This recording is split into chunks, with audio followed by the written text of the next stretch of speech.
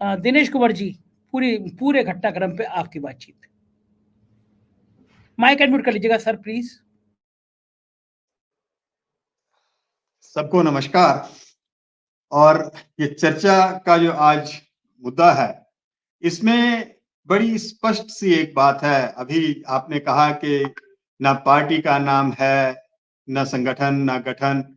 आपको याद होगा पिछला इलेक्शन 2019 का जो था, उसका जो नारा था वो भी यही था, मोदी सरकार, एक बार फिर मोदी सरकार। हमने बहुत सारे वॉल राइटिंग्स पर यहाँ वहां यही चीज हमें देखने को मिली थी, एक बार फिर मोदी सरकार। भाजपा सरकार कहीं इक्का दुक्का जगह पर वो कमल के फूल के अगल बगल में चुनाव चिन्ह के साथ वो लिखा हुआ दिख गया होगा तो अलग बात है, लेकिन एक बार फिर मोदी सरकार। तो वो मोदी सरकार वाला जो फंडा है सर, वो कंटिन्यू चल रहा है। और जहां मेरे सभी वरिष्ठ प्रबुद्ध वक्ताओं ने कहा है कि फ्रेम में कोई दूसरा नहीं दिखना चाहिए, तो मैं आपको एक बड़ी स्पष्ट जो मेरी समझ में आ रहा है कि अब ये राम मंदिर का जो इशू था उसको 22 जनवरी को जिस तरह उन्होंने भुनाना था वो भुना लिया। और मुझे ये लगता है कहीं ना कहीं कि ये राम अवतार खुद होने की राह पर निकल चले। ये एक सबसे बड़ी बात इसमें मुझे ये समझ में आ रही है, क्योंकि वहां ना कोई दूसरा आपको दिखेगा, ना वहां कोई और होगा। मैं ही नेता हूं, मैं ही अभिनेता हूं और मैं ही अब परमेश्वर भी हूं। तो ये जो सोच है, इस सोच के आगे बाकी सब कुछ क्षीण हो जाता है। अभी चर्चा हो रही थी कि राजनाथ सिंह जी ने कैसे वो लिख दिया और कैसे वो छप गया।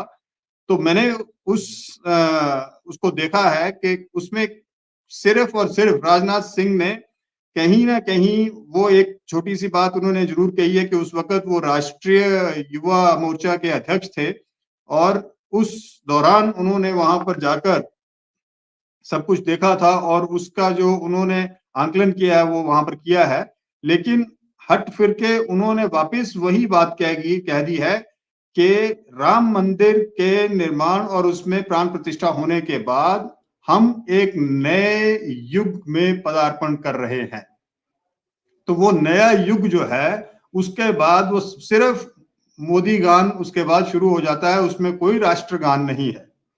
तो ये मोदी गान उन्होंने आगे तक किया है और अब हालत ये है कि वो जिस स्तर पर आगे जाना चाहते हैं वो एक एक्सट्रीम पावर और वो उस देश की सत्ता के मठाधीश बनकर रहना चाहते हैं। अब उनको ऐसा उनको सत्ता का जो ये खून लगा है ना मुंह में, इससे वो पीछे हटने वाले नहीं है। आप देखिएगा 15 साल गुजरात में उन्होंने ये वक्त गुजारा और वहां पर उनको वो पावर्स मिली जिनको उन्होंने एक्सट्रीमली एंजॉय किया, चाहे फिर वो किसी के ऊपर किसी भी तरह के आरोप हो प्रत्यारोप हो, उन्होंने सबको नकारते हुए अपना एक डिक्टेटोरियल तानाशाह रवैया वहां पर बना के रखा और वही वो उन्होंने आगे कैरी करने की कोशिश की। शुरू में जब वो प्राइम मिनिस्टर बने 2014 में, तो उसके बाद वो उन चीजों को व्यवस्थाओं को समझने के लिए उन्हें थोड़ा वक्त लगा और ये 10 साल पूरे होते होते वो एक एक चीज की नब्ज को जांच चुके हैं और वो राजनीति के वैद्य बन चुके हैं कि देश को किस तरह से इन्होंने चलाना है ताकि देश की जनता को भी बरगलाया जा सके, दूसरे जो अपोजिशन है उसको कैसे खत्म किया जा सके और डेमोक्रेसी की जो हत्या है, लोकतंत्र की हत्या कर अपना जो एजेंडा है उसको कैसे लागू किया जा सके। और सबसे बड़ी बात इसमें यह आ रही है कि कल तक जो हम बात करते थे party with a difference, RSS के लोग बात करते थे ईमानदारी और ये वो सब की, इन्होंने क्या किया, इन्होंने उस संगठन को भी, आरएसएस को भी उसी घेरे में ले लिया है जहां पर वो जो लोग कल तक के एक वाहन की व्यवस्था हो जाए हम वहां चले जाएंगे, एक शयन की व्यवस्था हो जाए वहां जाकर काम कर लेंगे, एक भोजन की व्यवस्था हो जाए, उससे ज्यादा उनकी महत्वाकांक्षा नहीं थी जो पहले पुराने आरएसएस के लोग हैं, मैं जानता हूं। तो अभी जो परिस्थिति हो गई है, अब उनको कुर्सी का लोभ और लालच भी दे दिया गया है और वहां पर बैठकर वो लोग इसी भ्रष्ट सिस्टम के हितैषी और हिमायती बन गए हैं। बिल्कुल ठीक बात। जहां से वो लाभ अर्जित कर रहे हैं। तो ये जो परिस्थिति है, इससे अब हालत इस तरह से हो गई है। मुझे बार बार जब मैं मोदी जी की तरफ देखता हूं तो मुझे धनानंद की याद आ जाती है। मगध के वो 9वें शासक रहे हैं और he assumed power after he killed his father, और उसके बाद उसने वहां पर शासन किया, और उसका जो घमंड था वो एक्सट्रीम लेवल पर चला गया था। और उसको सबक सिखाने के लिए चाणक्य ने जो कुछ किया, वो उसी से चाणक्य राजनीति की जो पाठशाला हम पढ़ते हैं वो वहां से शुरू होती है।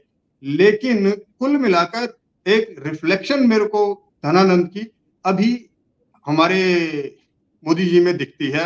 मुझे नहीं पता मैं किस लेवल तक सही हूं या गलत हूं, लेकिन मेरा जो अपना एहसास है वो यहां तक दिखता है। आपके पास आप ये देख रहे हैं कि किसी को बोलने की स्वतंत्रता नहीं है। सारा मेन स्ट्रीम मीडिया इस वक्त जीरो हो चुका है, कुछ नहीं बोलता है। आप राहुल की यात्रा की बात कर रहे थे, शुक्ला जी भी और मलिक सर, तो राहुल की यात्रा को हम कहाँ मीडिया पे किसी मेन स्ट्रीम मीडिया पर नहीं दिख रहे हैं। और जरा सी एक बात, वो उन्होंने सर ने कहा कि वो गैस स्टोव में वो उसमें कोयले जला रहे हैं, तो कोयले जलाने की बात भी मीडिया में जरूर उसी मेन स्ट्रीम मीडिया जो उसको इग्नोर कर रहा है वो वहां पर बोली जा रही है। अरे भैया, अगर भाषा का ज्ञान नहीं है तो कम से कम किसी से ले लो। और दूसरी सबसे बड़ी त्रासदी इस देश की ये है कि हम ऐसे व्यक्ति के अधीन कार्य कर रहे हैं जिस व्यक्ति के खुद के पास भाषा का ज्ञान नहीं। तो कुल मिलाकर अभी एक मिनट में मैं खत्म करता हूं। मसला सिर्फ एक है कि उस फ्रेम में कोई दूसरा दिखना नहीं चाहिए। आपने प्राण प्रतिष्ठा के दौरान उनको मंदिर के अंदर जाते हुए देखा होगा। वहां उस फ्रेम में हजारों लोगों की भीड़ उड़े पड़े थी, लेकिन कैमरामैन को इजाजत नहीं थी कि कैमरा किसी और तरफ घुमाया जा सके।